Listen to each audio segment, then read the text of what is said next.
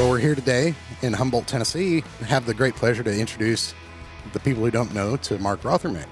Mark Rothermich's been working with Genesis Ag for 10 years. Long time. Yeah. I mean, I met you a long time ago, and You were Kansas here before City.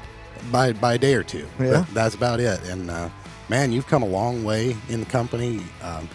Your knowledge base has grown, and your customer base has grown. It's an interesting story that I think a lot of people would enjoy hearing about. Of course, your customers know you already, but Right. Yeah. and they've been a big part of this stuff. But there's a lot of people out there who may be going down a similar path, trying to find a good rep, and we can show you what a good rep looks like. Well, I hope so. But yeah, no, it has. It's been a great journey. Actually, my background, I met Philip. I was thinking about it overnight, almost 30 years ago that I actually met Philip when we were both actively farming. Little did I know that our paths would cross again 10 years ago, and he would have an opportunity for me to work with him. And Josh, boy, the things that I've seen, the things that we've done, it's just been a phenomenal experience. It truly has. Well, what a small world to cross paths so much after so much time. Tell us a little about that. How did that happen? Yeah, so I mean, I grew up a small family farm, grain and livestock in central Missouri. Started taking over the farm as I got older. You know, always looking for some new things, ways to progress. You know, always tried to be on the forefront of things. And through company associations with things I was trying to learn and do better with, cross paths with Philip. We'd bump into each other a couple times a year at different events, things like that. Didn't really interact a ton, but we were familiar with each other. And then kind of as life goes, we both kind of went different directions for a while. And I actually, through a life change, ended up in Kansas City, was looking for an opportunity to do something else at that point in life. I'd gotten out of farming several years before that, and through a mutual friend, brought me back to Philip, and Philip was looking for somebody to help represent Genesis Ag in the Midwest. So he gave me the opportunity, and it's just been a great ride. Excellent. You said something about at the beginning you were looking to push yields. You're looking for something new all the time. What was the driving force of that? What made you want to be better? I don't know. I've got this inquisitive mind. My wife would tell you I'm very analytical, but just intrigued with how things work, and working with Genesis Ag the last 10 years has only fueled that fire tremendously. Trying to understand the interaction between soils and microbes and crops and climate and everything else, and twisting the pieces of the puzzle together, to make a more clear picture for me. Has that worked? Have you got a clearer picture, or is it getting muddier? Well, it goes both ways a little bit sometimes. Some days it's like, oh, well, that fits, and then the next day it's like, well, what happened there? Or it's perfectly clear over here and move it across the road, and why doesn't it work across the road? Well, yeah, absolutely. I can't think of a single more frustrating experience that people outside of ag wouldn't understand than that. Yeah, Mike, and that's actually part of what the inspiration for me. So all of us at farm, we've had that experience. We use a product or a management practice, and one year it works really well. Next year we do the same thing and nothing. And that, it's frustrating. It's challenging, especially if you're in a sales position. Right. You're trying to build this business, and people want a yield response, and sometimes it's great, sometimes it's not.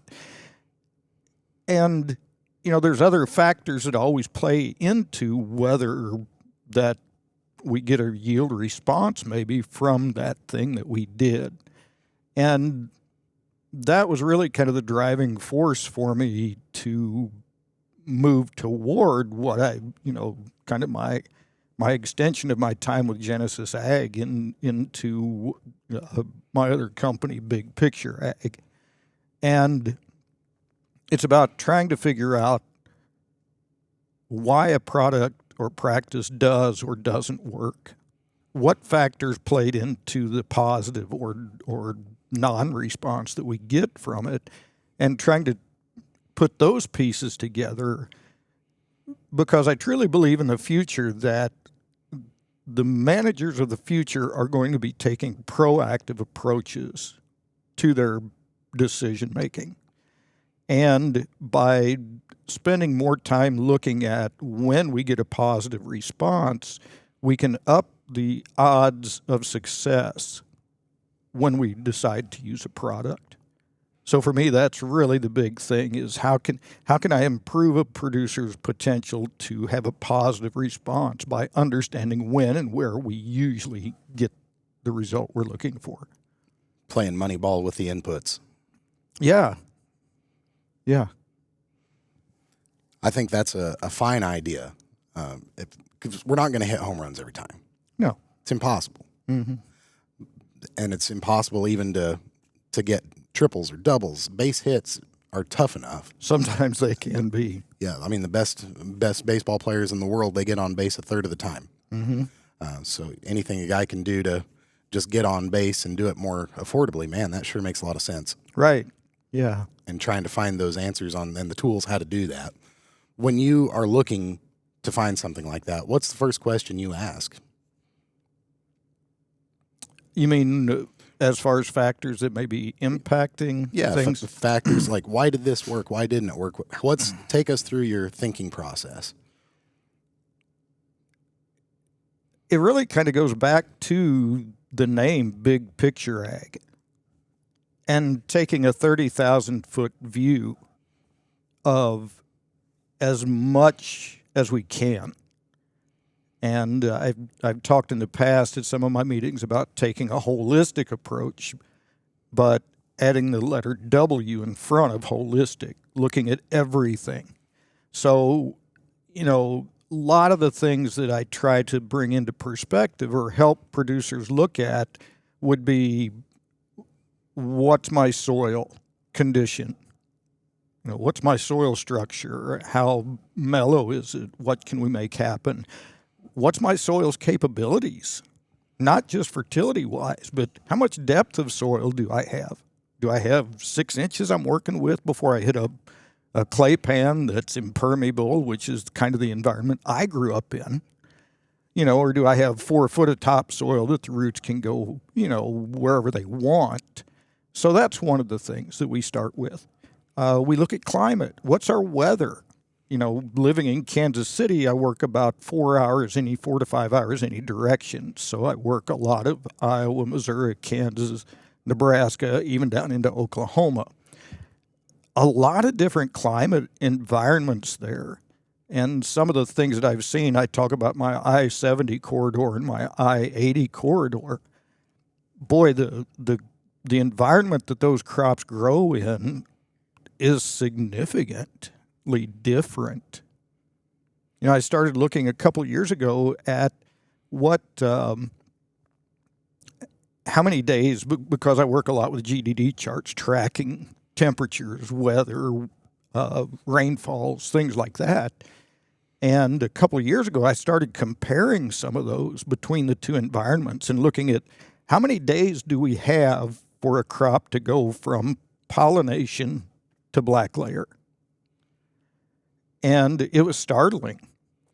Now, when you look at just maturity of the hybrids in corn, usually there's only 3 or 4 days really difference a lot of times in what it should take for that crop to get through that period. But in actuality, the guys in my I-80 corridor can have, I've seen 2 or 3 years where they have 18 more days of grain fill because of the heat along my I-70 corridor. That's huge. And hard to see if you're not looking for it. Well, yeah. I mean, how many of us think about how does that affect my crop? And, it's really helped me when I work with producers in areas where we know we're going to get heat. How can we offset that? How can we help that plant bridge the gap? What products or practices can we do to give that plant more time to put more starch into that grain, to make a heavier kernel, and produce more yield through that component, that factor? There's no such thing as a average customer, but let's say I'm an average customer. We've not worked together. I come to you, Mark, I want you to help me. Okay. We're talking through this stuff. What would be the first thing you'd talk to me about maybe trying to implement on my farm in Kearney, Nebraska? Mike, for me, it's not about a particular product because we're all starting from a different point. My big thing is there are different avenues available for me to work with you. And my first objective is to find out what's of interest to you. What are you doing currently? Where is it getting you? Where do you think? I mean, the first thing is, what challenges do you think that you need to overcome? So we're going to discuss some of that. What do you think are some of your yield limiters? From there, we're going to talk about, what capabilities do you have? What are you currently doing? What products might we have that fit into your existing system? Because to me, we should all have a system. And your system should be the products and practices you put into place that provide your crop the best opportunity to maximize its yield. And everything should fit into that. And so from there, we'll see, do you have an interest in just adding some things to the things you're doing currently? Is improving your soils through maybe some biological products, is that an area of interest to you? But for me, it's really about what can we find that's an area of interest for you as a producer that you think will help you? Because what I've seen through my years of farming myself and being with Genesis Ag, if it's important to you, if you think it's important, you're going to be more in tune in watching, first off, if we implement a product, how did it affect my crop? Because I've seen, working with Genesis Ag and the products, I've seen these products all have a significant impact.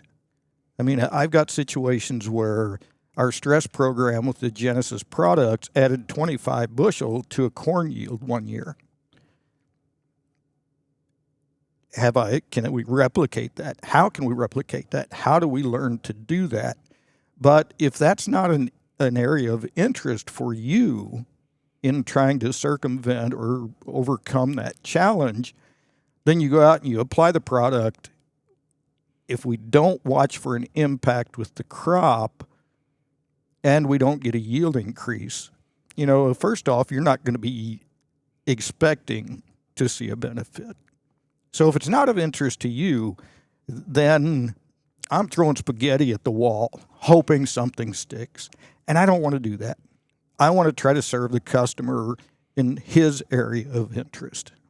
And that's something that I learned through Josh and Philip. Spending time with them, that's a big component of what we do.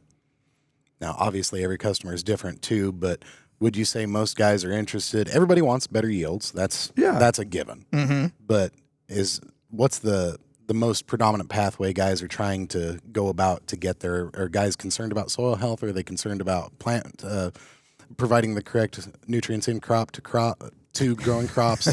Where's the main focus for guys? All of it. It can be any of it. It truly can. I mean, and sometimes a father and son situation, there's a difference in direction. I find that hard to believe. Really? Yeah. No. As someone who grew up in the ag world. That fathers and sons don't always see eye to eye. Right. But no, it still comes back to the individuality. What's important to you, and how do I find that? And, do I have a product that fits into that? You know, we've all seen those situations where, you know, we didn't get the response we were hoping for in yield. It's important to me to spend time with that producer, though, also to look at what. Sorry. That's all right. We'll just start over again. Yeah. It's also important for the customer, the producer, to. Yeah, you know, it's important for the producer to be open to looking for the impact that product is having on a crop. You know, we can go out and we can get more stand with some of the things that we do. Sometimes that's a positive. We expect that to be a positive. But if it turns off super dry in the summertime. Yeah, last thing you need out there is more plants. Yeah. But if we go to the field together and we know that the impact we're trying to have with this product is to improve our plant stand or get more plants out of the ground in a shorter period of time, if we see that impact, that's really what we should be looking for. If we don't get the corresponding yield response afterwards, that's where we start digging into the GDD charts and other things and say, why? Why didn't we get a yield response out of this? Did we not get rain? Did we not have enough fertility? Was there something else that played into it that, you know, those are those other factors for me. You know, but for me, that's just a super important part of how I try to work with producers.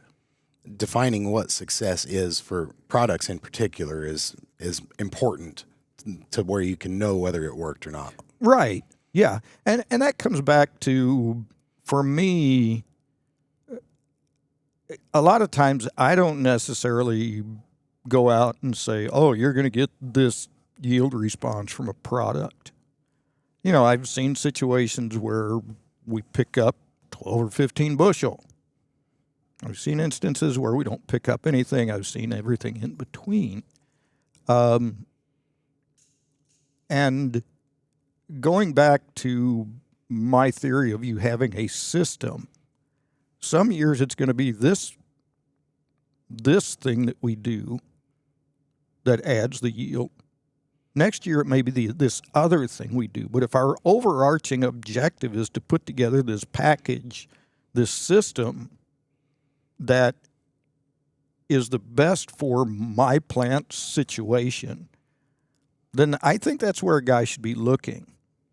Maybe not a chain to success, but more of a web to success, to where if one thing fails or doesn't pick up, the others can kind of help carry the load.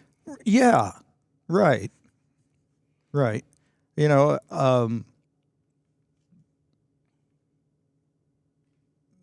there aren't any silver bullets. You know, Philip and Josh talked about that in the first podcast that they put out. There's no golden ticket that's going to be the thing that works every year. You know, I one time had an individual I was talking with. He's like, oh, well, nitrogen works every year. That was back in the beginning of my time. I struggled at the time to not refute it. I didn't want to do that. You know, but since then, I've seen situations where, you know, there are certain soils in this country where the addition of nitrogen under a lot of situations doesn't necessarily provide an economic response. Why do you think that is? And can you define some of those areas? I mean, if I was that smart, if I was that good. Yeah, we wouldn't have to do this for a living. Yeah, you know, life would be a lot different. I understand. You know, that's where it goes back to. So with Big Picture Ag, my tagline is be your farm's expert. You know, we've all got people we listen to, people that do great things, and they're wonderful. They're doing some great things with their farms. They understand their farms. They put in the work. They put in the time. They put in the trials to figure out what things work for their farm. You mentioned it before. The guy across the fence from me, my neighbor, totally different responses sometimes just because we do things differently. So for me, the most important part is you should know your farm better than anybody. My objective is to help you move to that point, identifying what factors we might want to try to dig into, whether it's improved fertility, whether it's better soil quality with biologicals, whether it's, whatever. And my other thing is when I talk with a producer, and this again comes from a lot of the time I've spent with Philip in the field, is I tell my guys, when I come to your farm and we go to the field together, and that's a big key for me. If a guy will go to the field with me when I come to his farm, that tells me he's interested in learning. So I love those opportunities. But I tell guys, when I leave your farm, you're probably going to have more questions than I brought answers. But it's in looking for those answers that we both learn. So learning, Philip has taught me a lot about how to look at a crop. It's not about, is there a weed? Obviously, yeah, we want to prevent diseases and those kinds of things. But what's going on with this crop? What's this crop telling me? And I actually did a series this summer, a scouting series that I did on my YouTube channel, that I called Read Your Crop Stories. And I went to the field every 2 weeks and we'd shoot a little excerpt of what things we're looking for, or, how consistent, we start out with a flag test, and follow from there. How consistent is the crop? What are we seeing? What's going on with the soil? What's the root development? Our crops are giving us clues every day about how they're doing. And learning to read that has been a big component of a lot of the guys I've worked with and their success in moving up the ladder. And, they may not springboard to 600 bushel right off the bat. But, even David, who's done that, didn't do it overnight. It's been a, 25-year journey, I think, something like that, for David to get to that. But every year he's learning. And I think the big thing for me with a lot of producers, especially the ones that I work a little more intensively with in the big picture ag side, and I call that a coaching business, because I don't have the answers. I just try to bring another perspective, another thought process, looking a little broader at things. And I remember very well back when I farmed. Our cycles are a year long. It's a long time before we get another chance to try things. And we are inundated with a ton of new products, new perspectives, new things we can try. And oftentimes we bounce from this to this to this to this. And we've talked about 1 year we get a response, 1 year we don't. I try to bring a perspective of, okay, if we think this is something that can move the needle for us on our farm, we need to give it 3 or 4 years. And we need to try it and analyze it in, did we have a good year or do we have a bad year? Why did we get that? What was our response over that 4-year period in general? Is this a practice that works? But that's the aspect that I really try to implement, is the consistency of, let's stay the course, let's keep after this, let's dig deeper, and get away from that bounce around, I don't know what worked because, we had too much rain, we didn't get enough rain. Okay, well, you're going to have that. Right. We can't order the year. No. It's always a surprise. It is always a surprise. So how do you, when you go to a guy, how do you explain some of your more complex products and thought processes to guys who may not want to understand, or those guys that you don't want to deal with much? If, say, you want to bring in a microbial package, trying to explain it to them why, or why we want to bring in these micronutrients to help feed this microbe family. Again, it goes back to, does he have an interest in it? If he's just doing it for coffee shop talk, maybe find somebody else. Yeah, I mean, my approach may not fit for everybody. I have some customers, obviously, who have used a product or two. They like that product. They've had success with it. And if that's where they're at, I'm okay with that. I'm comfortable with that. But when I find those producers who want to dig deeper, that I try to let the customer dictate how we interact and where we go. I've also learned through the years, because I've put on a winter meeting for 7 or 8 years now, and when we dive into the biological aspect of life, that's something that I just love. I love the things that I've seen and what biology can bring to our soils and our crops and everything. I look at it as, when this world was created, microbes were some of the first things here. And they were put here to cycle everything back into the system and sustain it for the life of this world. So understanding those is key, but it's so complex, and there's so many ways that they interact and do things within the system, and we're just scratching the surface on what we think we know about them, but there's some big things happening already even with that. So I have to be careful, because sometimes, I can be a fire hose. So tempering myself sometimes is something I have to keep in mind. What are some of the signs of guys who come? How do you know a guy who comes to you is a guy who wants to know? What are some of the questions that trip your triggers? And then how do you throttle that fire hose when you're talking to him? I'm still working on some of that.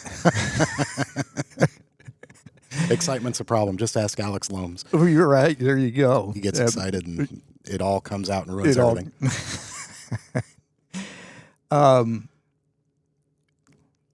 So if we're talking the biological components that we may work with Genesis Ag, I have kind of a checklist of impacts that I've seen these products make. Things like soil tilth, water infiltration, water holding capacity. Guys talk about how much easier implements pull through the soil after they've used them for a couple of years, or we can do water infiltration tests, things like that. Measurable stuff. Quasi-measurable. Yeah, a lot of it, to me, the most important tool we can use for measuring that is our foot and a shovel and our hands. But, there's also aspects of nutrient efficiency. And we've got the ability to do some things with some soil testing that we can show improvements in available nutrient levels in the soil. Plant health, stay green later in the season. I just kind of talk through some of those aspects and let the producer tell me which of these is a point of interest. Which of these do I think could help my crop? Now, if he doesn't have an idea, then yeah, I may make some suggestions. But, it's just trying to offer stories of things that I've seen and try to pick up from the producer which ones, I guess, trip his trigger. When you're talking to a guy and he says, Mark, I want to do something to improve soil till.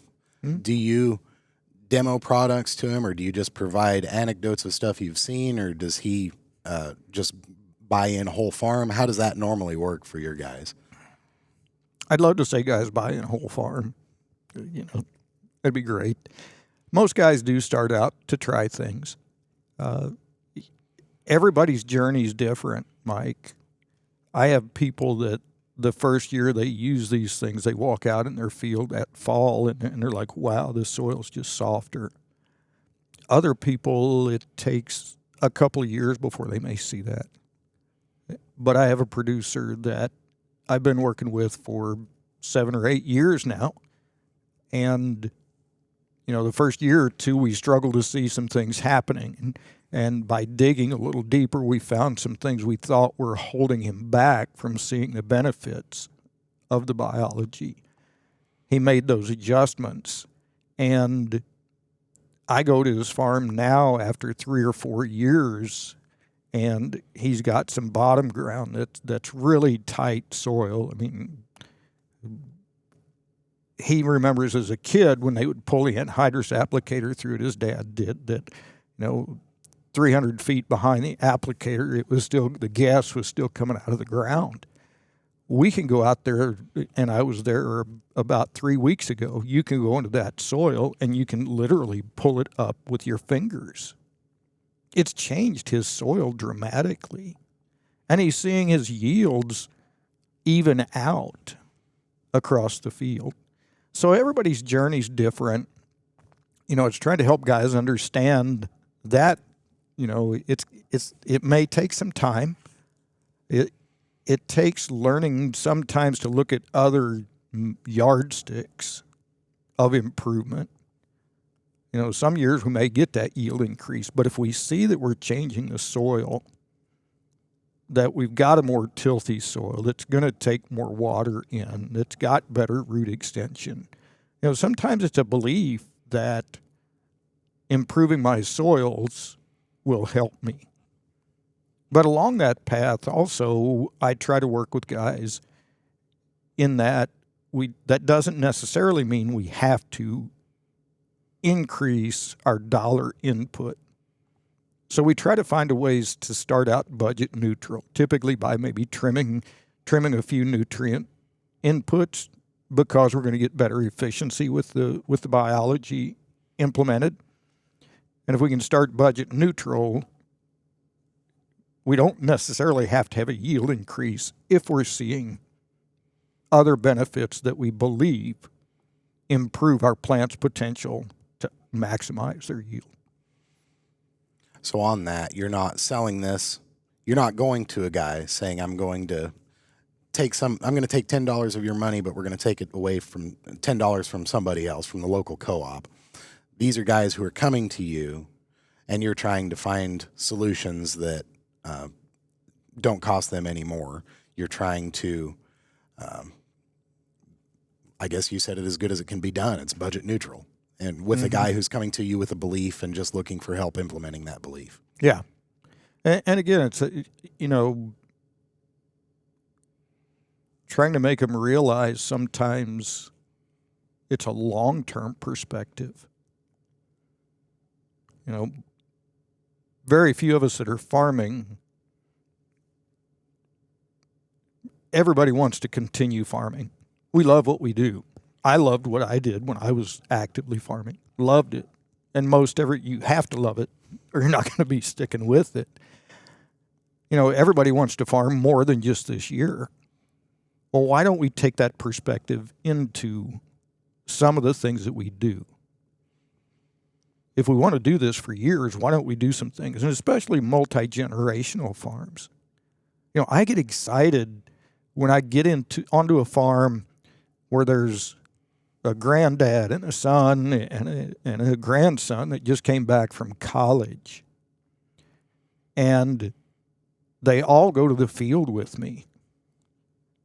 And Grandpa talks about, well, I remember back 50 years ago, the soil had a different smell to it. When you would work it, you could smell it. And that was life. And I've literally had situations like that where he said, after a few years of working with this, I can smell that life coming back into my farm. And when we can have that kind of an impact on a multi-generational farm, if we can truly change the trajectory of their profitability and their resilience to crops, weather stresses, and things like that oftentimes come with this, that's profound. And it's exciting. Good feeling to help people. Yeah, it is. Most of the people, I assume, who come to you are people who want to believe in the biological stuff. Is there any time that you've had to go to people who maybe aren't really on board with the biological stuff that you've had to try to talk to them and not sound preachy about it? Or do you just not even try to waste their time and yours? Well, I don't look at any of it as wasting time necessarily.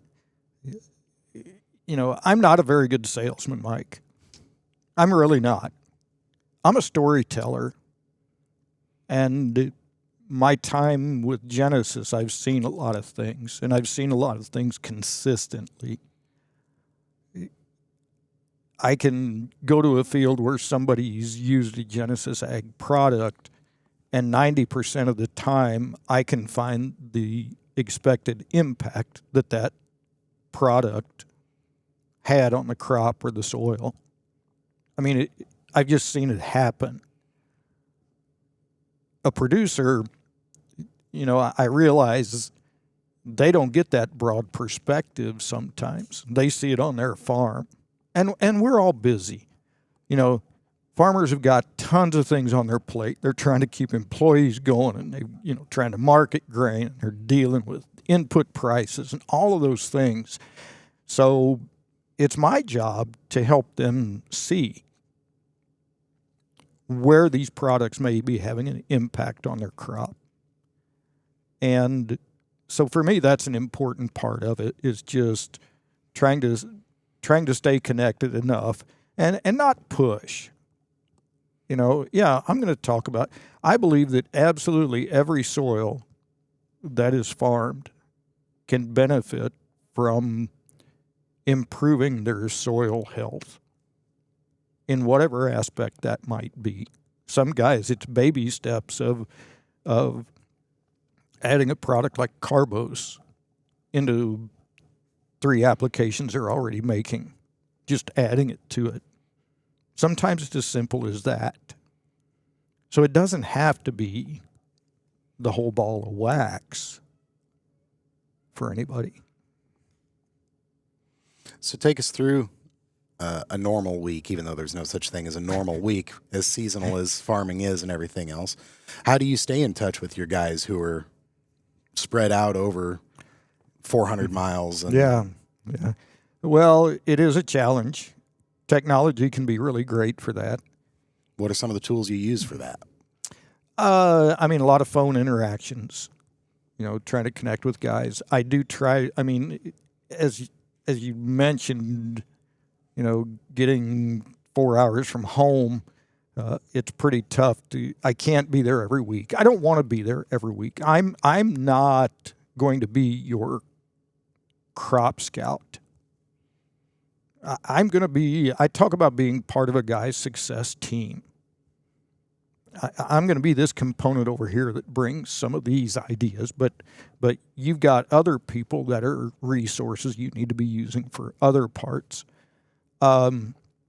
I do try to get around to as many of my customers a time or two a year as I can.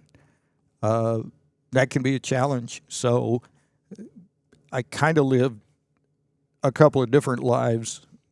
From planting through harvest, I spend quite a bit of time on the road. I get quite a bit of windshield time.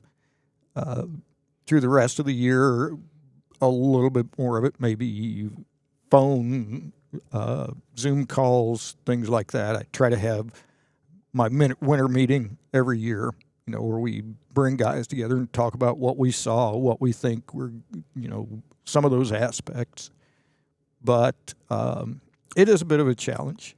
But at the same time, Mike, one of the things I realized when I really started working this is when I farmed as a younger man, I knew my environment a little bit. And one of the things that really stood out to me, I mentioned the area that I grew up in, the clay was, 2 to 12 inches below the surface. It's an impermeable clay, literally. I mean, where I grew up is the fire brick capital of the world. Not necessarily the best, easiest place to farm. And I remember one time I went to eastern Illinois to look at a grain dryer. And the producer over there was like, yeah, well, we get a little ways from here and we've got more clay in the soil. And he's like, that's some really good dirt. And I'm like, what? That's a 4-letter word. Stop that. It is. Absolutely.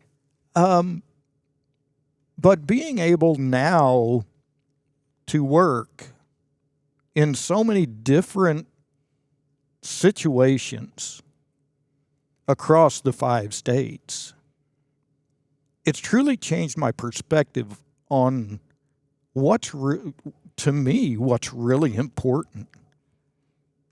And fertility is important, okay? I'll give you that.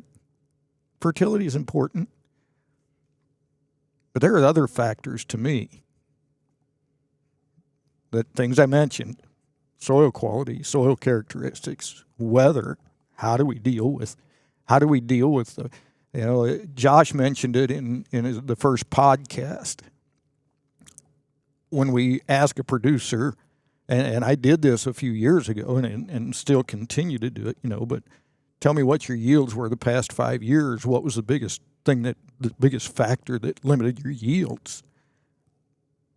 95% of the time it's weather. Well, what are we doing to try to work through those weather challenges? Whether it's too wet, too dry, too hot, too cold, there's things we can do. There are things in our toolbox that we're learning today that can have an impact. Now, can we replace water? No. Pretty tough. It's pretty tough. Can we build a soil that holds more water? That will infiltrate more water? Can we find a way to bridge the gap and maybe keep that crop holding on a couple weeks longer, and maybe we do catch that rain that gives us that 20, 25 bushel yield pop? Yeah. But until we start recognizing that challenge and looking for ways to bridge that gap, we're just, it's the definition of insanity, doing the same thing over and over. So every region's different in the soil and the weather and the everything, but how does that affect the people? How are the farmers different in each little pocket that you get to deal with versus other places? I think it still comes back to just having that different perspective of being able to see all of it. And I've tried to implement a little bit throughout the big picture ag group. And, I do look at that as a group. I've got guys that are on kind of different levels of interest and participation. We do a monthly Zoom call. I've got the other guys that I do bi-weekly phone calls with on a pretty intensive program. So, there's different ways guys can be involved with that. But I always try to help bring that back, because I think to really understand your farm, you have to understand how it's different from somebody else's. And once you start to see how is mine different, then you can start picking out things that are good, or maybe things that are challenges with yours. And, okay, so this person's got this challenge. How do they address it? Well, I can have that challenge a little bit at certain times. How could I implement that? So trying to just help guys get a bigger picture look is big. What's the secret to long-term loyalty with your customers? It sounds like you've worked with some of them for a long time. Why do they keep wanting to work with Mark Rothermich? Wow. Well, it wouldn't be dashing good looks. You know, it's the relationships, the friendships, just trying to be there and understand where they're at, try to help them move forward. And, you know, the big thing, again, goes back, if a producer's willing to go to the field with me to learn to look at their crops a little differently, to see what's happening, to try to, you know, that shows that they're interested in improving. And those are typically the situations that turn into the longer term relationships. You know, if a guy is just looking for a product that's going to give him a 7-10 bushel yield increase every year, you know, we've all been down that road. You know, I still haven't found one of those products that makes that mark every year. So, Well, people can spot fakers. Everybody's good at that, whether we know it or not. And guys who come onto the farm who genuinely want to help you succeed have a good chance of long-term success and long-term relationships, in my opinion. I would say you have long-term relationships with guys because you care about their success. yeah, I think so. You know, not to toot my own horn, but yeah, that is important to me. I want the producer to succeed. I mean, he's got to succeed, and if I can bring any aspect to his world that, you know, helps him, that's great. You know, and if the other thing is, if I work with a guy and then he moves on, I don't get upset about that. I don't hold a grudge. You know, that I don't know. That's just my perspective. So this is going to be kind of one of those questions that everybody kind of hates. But what's your fastball for corn? Everybody grows corn. Everybody knows corn. When you come on to a guy and says, Mark, I want to give you, here's $1,000 that I want to give you. What are you going to give me that you think is going to work on my farm every time?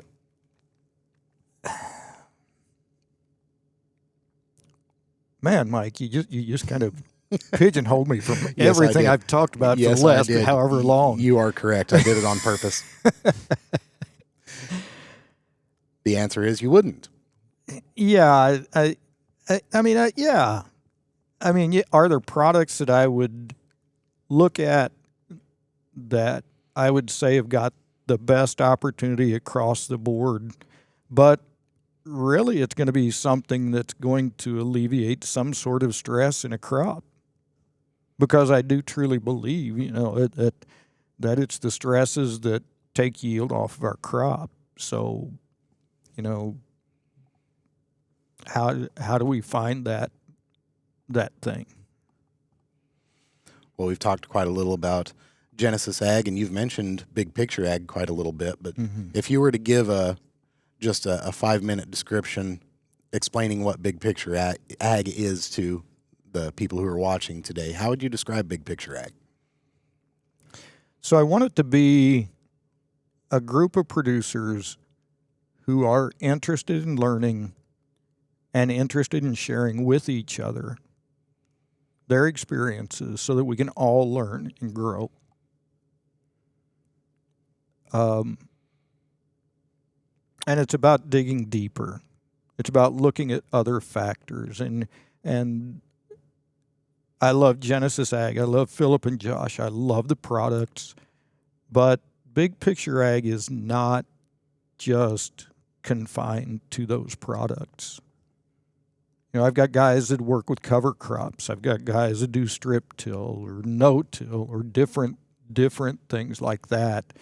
And I've tried to become a resource for several of those guys, and those have been some really successful relationships where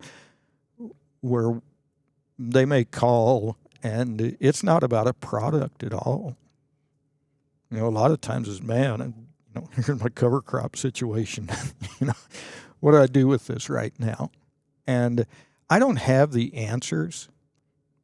I just try to bring questions to help them think through as many factors to arrive at a decision that makes sense for them. So I call it a coaching program because I don't have the answers for everybody. I just try to be a resource to help them make better decisions. The Chinese have some great proverbs. When you've got a 6,000-year-old culture, some of the best curses and best quips come from you. And one of the things I read from them the other day that really stuck with me was, I helped a man climb the mountain, and I looked around and saw that I too had made it to the top. That sounds very much like what you're doing with Big Picture Ag.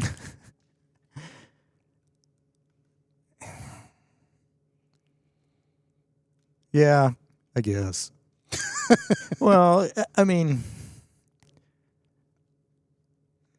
if I help a guy get to the top of the mountain, that means that I've overcome different challenges to get there, and I've seen him overcome other challenges. And that gives me an opportunity to share with other people who may come up against those challenges. It's not about me getting to the top of the mountain. It's about, once I've been there, how can I help others get to the top of the mountain? I think would be more my perspective. Well, very good. How can people get a hold of Mark Rothermich and Big Picture Ag? Yeah, so I do have a YouTube channel, Big Picture Ag. Try to put some things out on that. That's where I had my scouting program this summer that I put out. Sounds like people should go watch that. Yeah, I would love for people to go back, and that's one of the things I love about YouTube. Is it can be there forever, and people can go visit it. Do other periodic podcasts with Josh and Philip and other people that we put on there. So that's just big on Facebook. It's just Big Picture Ag.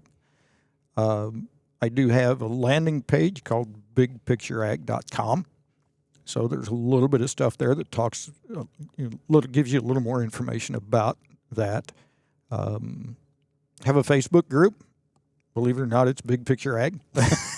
Branding consistency is important. Well, yeah, I've tried to do that. Was fortunate that was still available.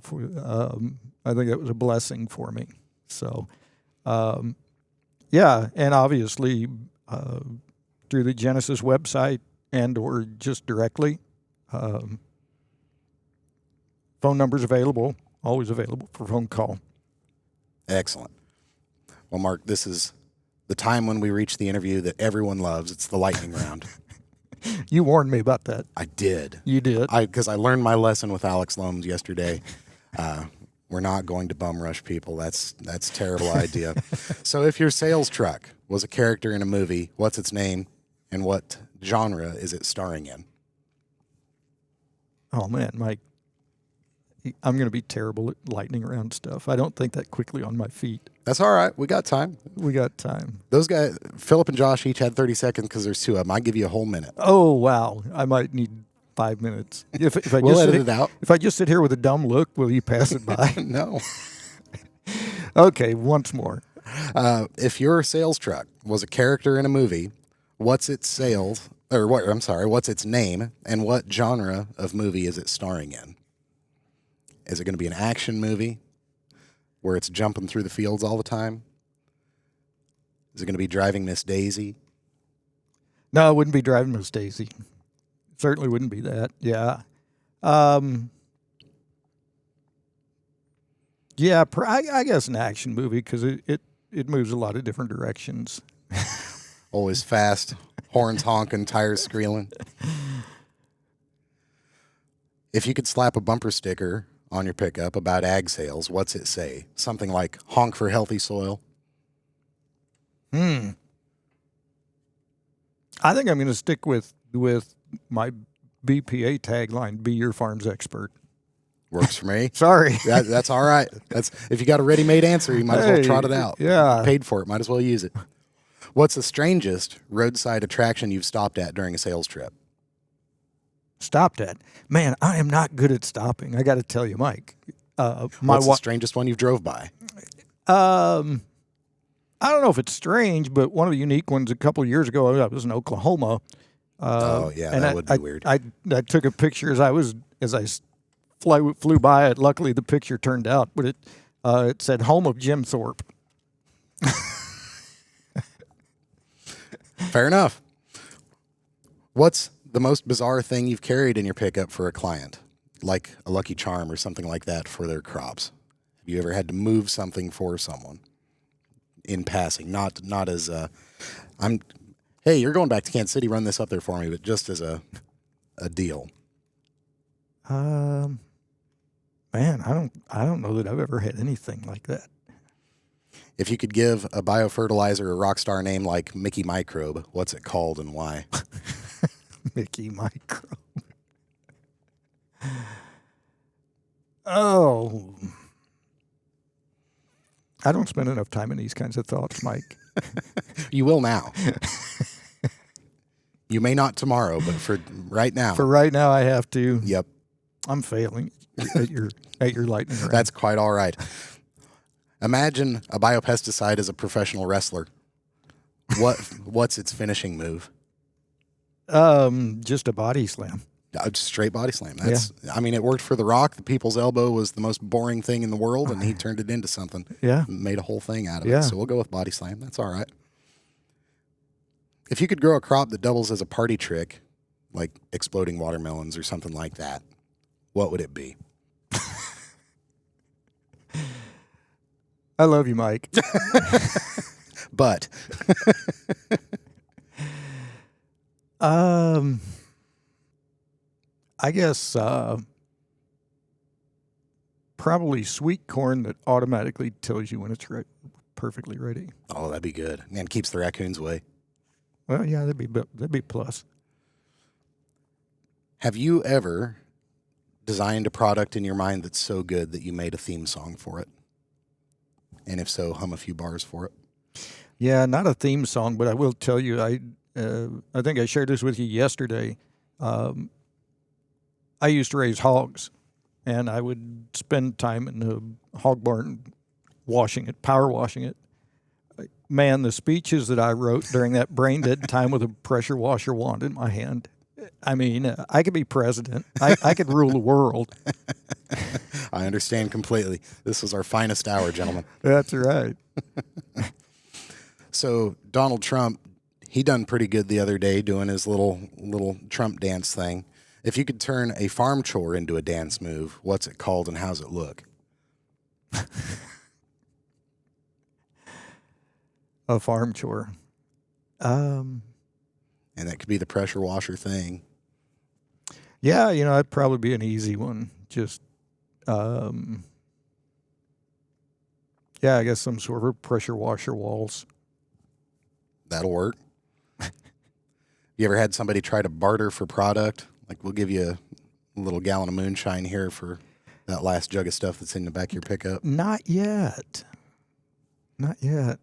But you're not closed off to that. Well, no.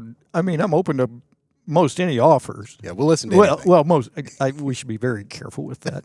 I mean, but yeah. I reserve the right to say no, but I'll listen to anything. Well, yeah, you can toss out. I won't be offended by most anything people would propose, but doesn't mean I'll take them up on it. That's right. Very good. Well, Mark, I think you've probably done enough time in the lightning round in question purgatory. Even though it's everyone's favorite time, I understand that's not for all. Yeah. Yep. Well, thank you, Mark. It's always good to see you. I guess we'll stay in touch. Yeah. And people can stay in touch with you, Big Yeah, Picture Ag. Yeah, I would love for them to reach out through Big Picture Ag, through Genesis. For me, they're just a perfect fit together. It's not like one or the other. Not necessarily separate. They kind of get mushy. Yeah. Yep. Excellent. Well, thank you, sir. All right, Mike, thank you. It's great to be with you today. Yes, sir.